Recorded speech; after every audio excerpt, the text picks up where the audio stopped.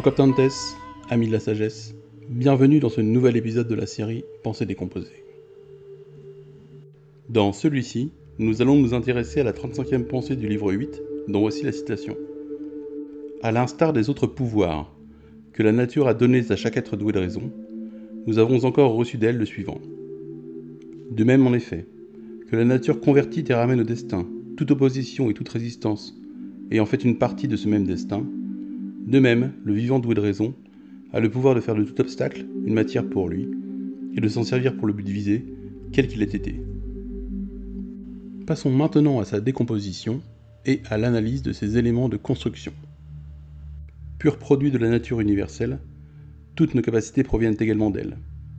C'est donc le cas aussi pour notre capacité à retourner l'obstacle, que nous avons abordé dans l'épisode précédent des pensées décomposées. La nature raisonnable transforme les obstacles qui s'opposent à son activité en une matière d'exercice qui lui permet d'atteindre son but, en utilisant ainsi ce qui lui résiste. En effet, cette capacité qui nous permet de faire de tout obstacle une opportunité de progression, quelle que fût notre intention première avant la survenue de cet obstacle, la nature universelle en fait de même lorsqu'elle intègre dans son développement tout ce qui se produit. Que cela constitue une résistance ou un obstacle, cela finit par devenir une partie d'elle-même, puisque rien n'existe en dehors d'elle-même, et devient alors l'ordre établi du destin, puisque tout ce qui se produit est conforme à l'ordre déterminé par la raison universelle. Nous retiendrons surtout de cette comparaison la représentation d'une intention unique qui transcende toutes les matières auxquelles elle s'applique. L'intention unique de la raison universelle, qui est à l'origine du monde, veut le bien du tout. En vue de cette fin, cette intention fait tourner en bien toutes choses, même les obstacles, même les résistances.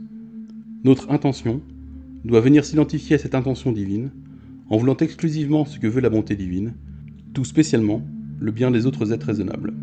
Elle transforme aussi en bien tout obstacle qui s'oppose à la réalisation de telle ou telle action, de tel ou tel but particulier, dans la mesure où elle utilise cet obstacle pour consentir à la volonté de la nature universelle. Merci de votre attention, et à bientôt pour un nouvel épisode de la série Pensée décomposée, si le destin le permet.